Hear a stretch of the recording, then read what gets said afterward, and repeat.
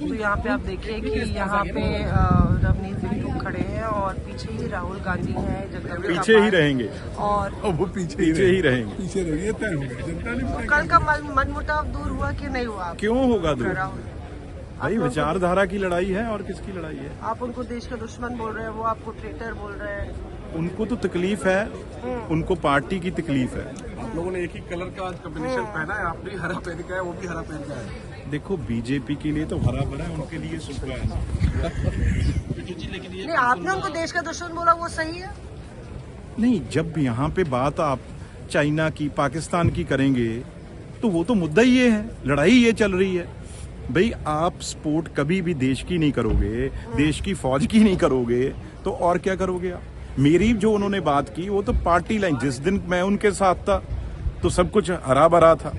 जब अब मुझे मेरी पार्टी बीजेपी ने, मेरे लीडर नरेंद्र मोदी जी ने, मेरे लीडर अमित शाह जी ने मुझे उनके सामने बैठा दिया तो वो सामने बैठने में उनको तकलीफ है। और नहीं, बराबरता भाई मैं तो इसको पिछली लाइन में बैठाता था। पाल सर, आपके हिसाब से सही था? आप लोग ने विरोध किया जगह जगह कि सिख समुदाय का अपमान हुआ है। नहीं, बिल्कुल हुआ है। एक उसका जो देश के लिए आतंकवादियों ने इनके बाबा की हत्या की हो, इतनी बड़ी देश के लिए शहादत दी हो, और जो ये कह रहे हैं कि राहुल वाकई नहीं देश के दुश्मन है, देश की जनता के द्वारा चुने हुए जो यहाँ के सांसद हैं, ये केवल 4 दिन जो उनको भाषण करने का या सवाल उठाने का, क्षेत्र का या सरकार के आलोचना का या चाहे सुझाव देने का चाहे अवसर मिलता है महामहिम राष्ट्रपति भाषण पे। अखिलेश यादव बोलना चाहते थे, सभी पार्टी के लोग बोलना चाहते थे, लेकिन कांग्रेस ने 4 दिन किसी को बोलने का अवसर नहीं दिया।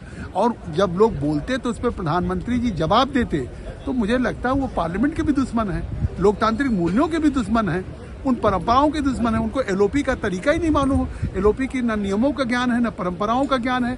और अब तो शायद ऐसी पहली बार ये घटना हुई होगी कि महामहिम राष्ट्रपति के अभिभाषण पे केवल राहुल गांधी के नाते कि जिनकी सुई एक जगह रुक गई, जिस पे स्पीकर ने व्यवस्था दे दी, फिर भी वो तावा पे सुई आगे नहीं चली, और जिसके कारण मतलब 4 दिन महामहिम राष्ट्रपति का भाषण पे जो चर्चा थी वॉश आउट हो गया। उसके लिए वो जिम्मेदार है तो दुश्मन है। क्या ये इत्तेफाक है कि दोनों पूर्व कांग्रेसी हैं और दोनों एक दूसरे के समर्थन में हैं? नहीं, हम सही हैं, इसीलिए आज आप देख रहे हैं ना कि उनके नेतृत्व में जिस तरीके से देश ने पहले ही उनको ठुकरा दिया, लगातार जहां भी उनके नेतृत्व में चुनाव हो रहा है, आज उनको वहां से रिजेक्ट किया जा रहा है। इसलिए ये तो दुर्भाग्य है कांग्रेस का कि भाई एक बात सुनो, हमने कोई वहां जब थे, हम पार्टी को जीत के सीट ही लाके देते थे ना, कभी उनके ऊपर कोई बोझ तो बने नहीं थे। और मैं तो इलेक्टेड जीत के यूथ कांग्रेस का प्रेसिडेंट इलेक्शनों से बना था, उसके बाद मुझे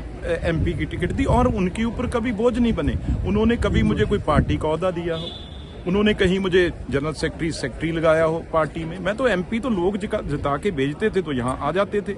तब जब लगा भाई यहाँ पे सिर्फ ये तो एक परिवार की पार्टी रहेगी, कांग्रेस तो रही नहीं है ना। परिवार की जब पार्टी रह गई, एक गांधी की पार्टी पर रह गई, तो सब छोड़ के निकल गए। कांग्रेस रहती तो कांग्रेस में रहते लोग। मैं आपको बताऊं, कांग्रेस नहीं रही, एक सिर्फ उधर सोनिया गांधी जी बैठे हैं, यहाँ दोनों भाई बहन बैठे हैं, तो बाकी जगह क्या वो आते हैं? अब देखो, सारों को बेचारों को बाहर करवा दिया।